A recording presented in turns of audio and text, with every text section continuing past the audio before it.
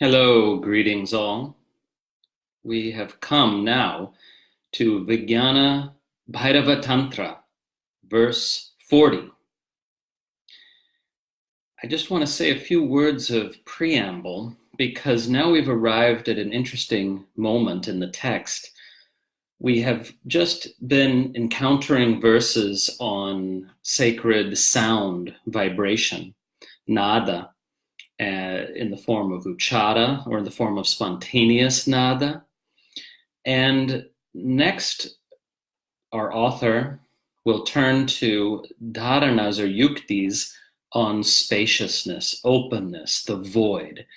And this is a major preoccupation of this text's author, whichever anonymous siddha it was, expressing his or her teachings through the mouth of Bhairava, because we get a good solid 22 verses on these practices involving the void or involving śūnyata, spaciousness, openness, pristine emptiness.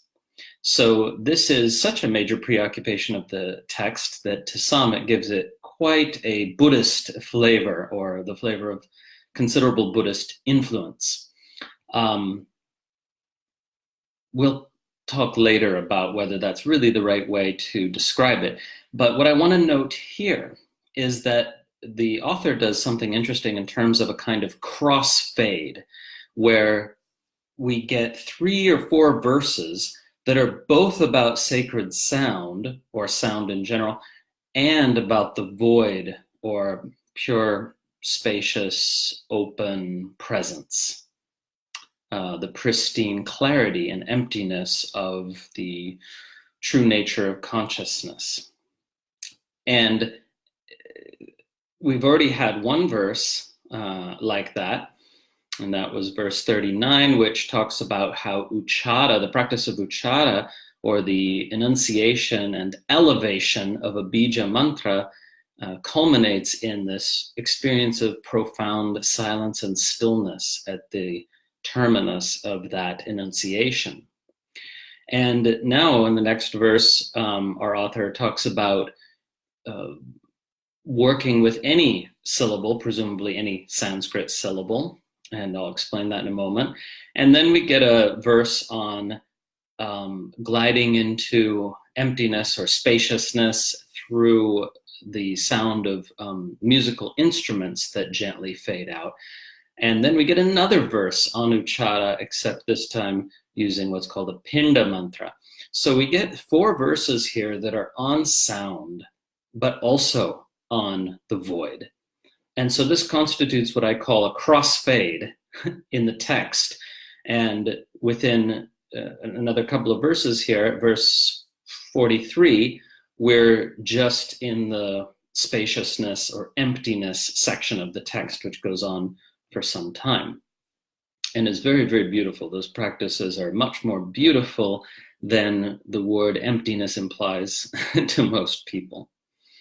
So that, with that preamble in mind, now we turn to Yukti number 14, which is verse number 40. And I'll go ahead and paste that in the chat window here. Oops, probably got to copy it first.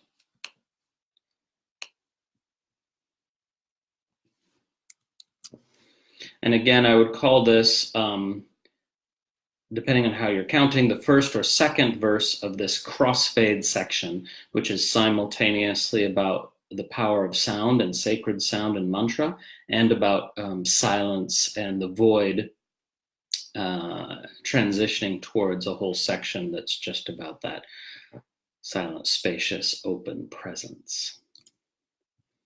Okay, so verse 40, there it is. You can chant along if you want.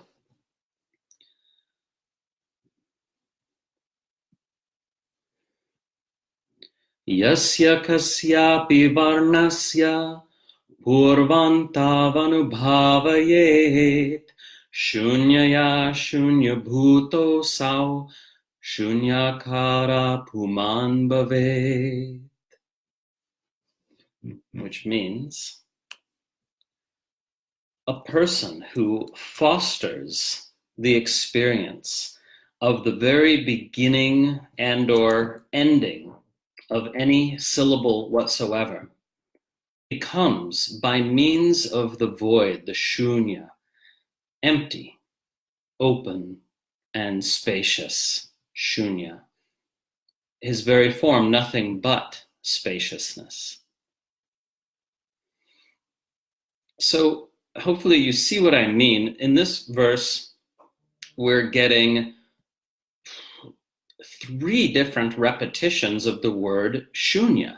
So the emphasis on this quiet, spacious, open presence is very strong, even though the technique of the verse focuses on a sound, that is to say a varna, a syllable or a phoneme.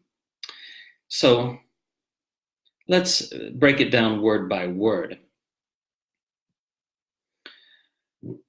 Anubhāvayet is the verb at the end of the first half of the verse, which means one may or one should foster the experience of. So this is a causative version of the verb, meaning one should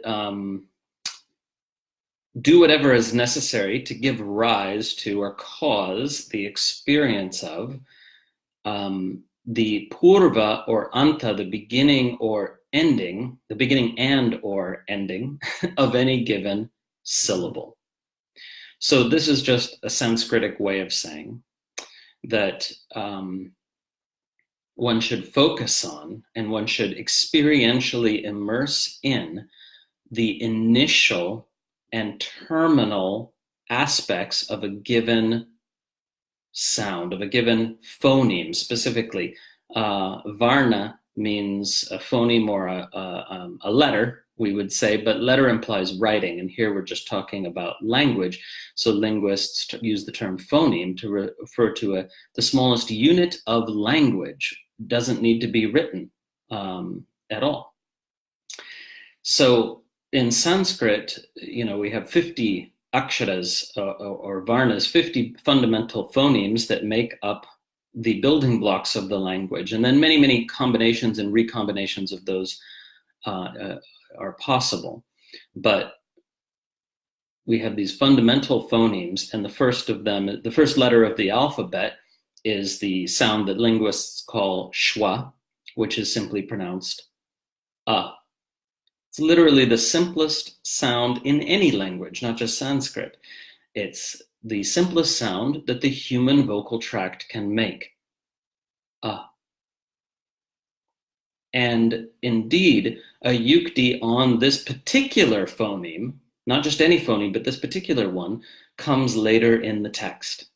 But here, our author does not specify but rather any phoneme whatsoever. It could be ka, it could be ksha, it could be ga,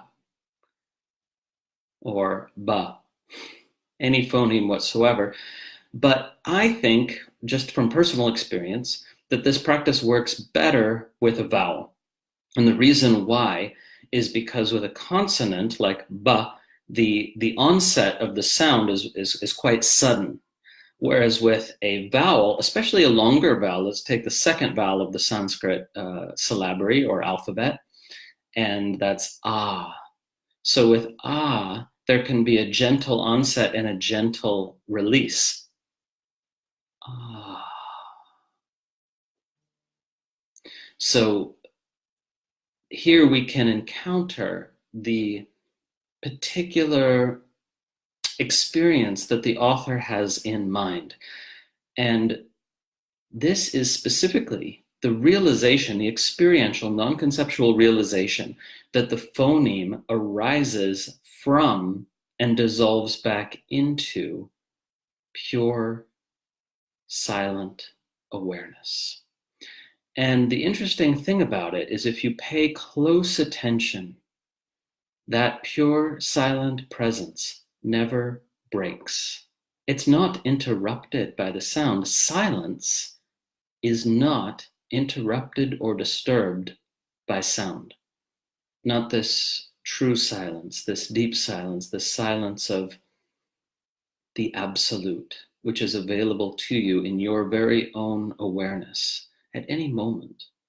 Yes, you probably need to settle yourself first. You need to settle your energy. You need to get centered and relax a bit so that you can feel into this profound silent stillness, which is undisturbed by any sound. And our author says, if you do this, then by means of that shunya, that void of silent, still presence. Void is perhaps just not a good translation in English. This silent, still presence. By means of that, one becomes that very shunya. One realizes one's bhūta, one's being, as that very shunya. I think I'll improve this translation a little bit, because śūnya-bhūto means sort of one's being is that spaciousness. One's fundamental being is that spaciousness, right? You could also translate it as becomes, but it's not becomes. It's the experiential realization that that's what you are. Śūnyākāra, that your form too is nothing but that spaciousness. So this is reminiscent of the Heart Sutra, okay, the Prajñā-paramita Sutra, because there it says, form is emptiness or spacious presence, and emptiness is form. So we have a similar teaching here, because akara means the aspect that appears. So that is to say the body and the whatever it is that manifests in experience as you, or what people call you, or what you call me. Akara, right? That which appears is also permeated by, and ultimately nothing but, pure, silent, spacious presence. So that is quite a realization, experiential realization to have for most people, because many people can get on board with the notion that they have a transcendent essence, and not just get on board with it, but feel it, experience it, that they have this transcendent essence, right? But they separate perceptually their transcendent essence from their body mind, which is clearly not transcendent. It's a big bag of confusion and shit. Is how we kind of, if not consciously, but unconsciously think of the body mind. But here it's said that if you realize your fundamental being as pure, spacious, open presence, śūnya-bhūto, then you will also realize the aspect that is appearing, the body mind, as that same spacious presence, or at least permeated by that same spacious presence, inseparably permeated by it. Okay, so let's get into the specific practice a little bit more. And I'll post in the group my retranslation, right? Because as we parse this word by word, and I hadn't looked at my translation again right before the video, but as we parse it word by word, I can see and feel that we can get a little more accurate in the translation. Now,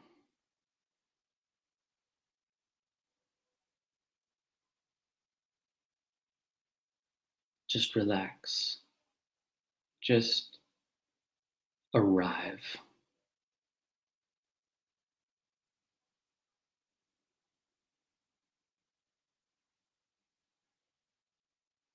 And breathe.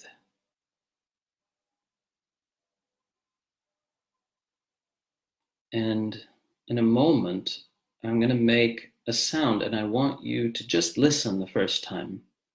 Just listen. And I just want you to notice how right now there is still silent presence. Doesn't matter if there's activity on the surface of this ocean of presence, body-mind activity or activity in your environment, doesn't matter. Still, silent presence is there. Always. Now you're just feeling into it, being with it. My words are falling into still, silent presence.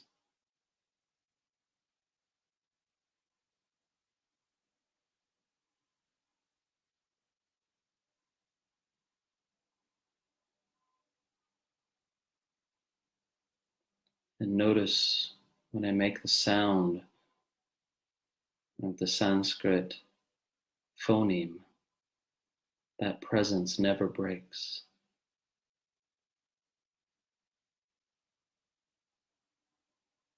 Ah.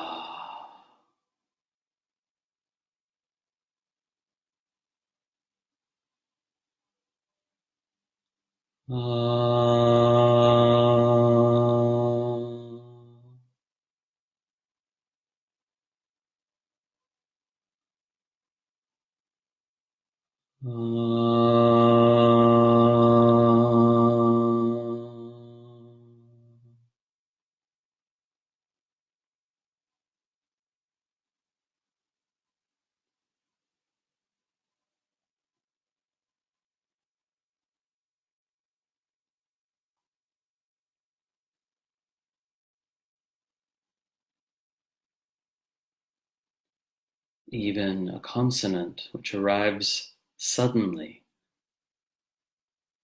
is simply a pulsation in that still, silent presence which never breaks.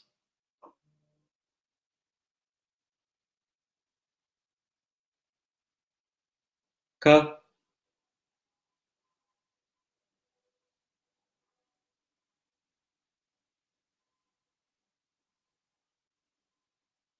Ka.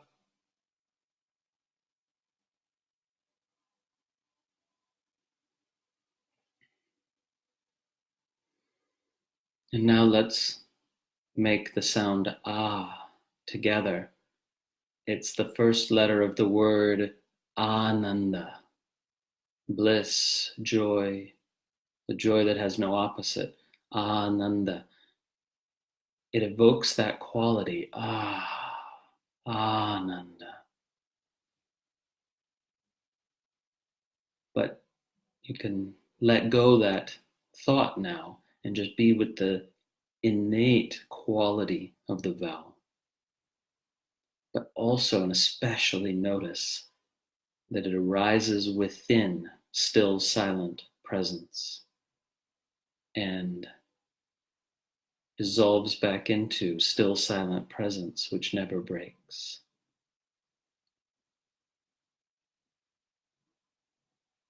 So together we can sing the phoneme ah on the note ah, breathing in.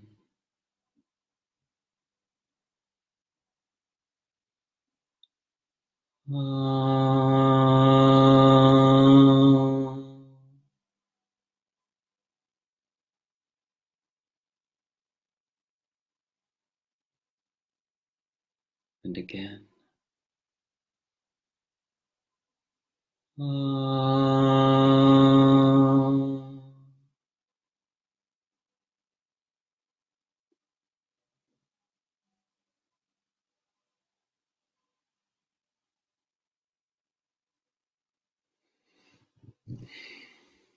Incredibly simple, incredibly profound if it works.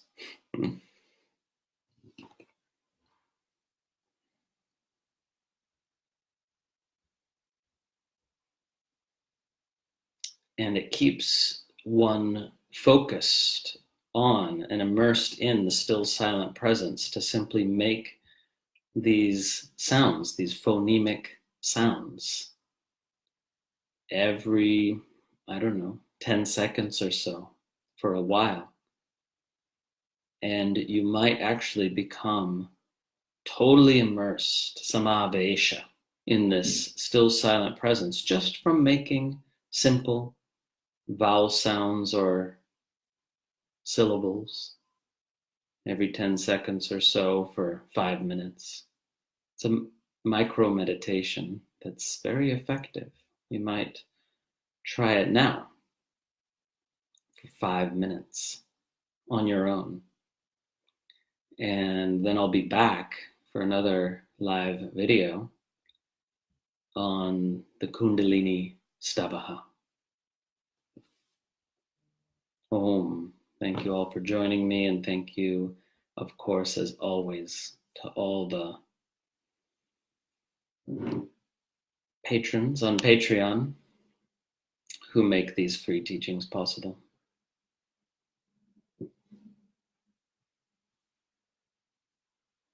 Nice to be with you all.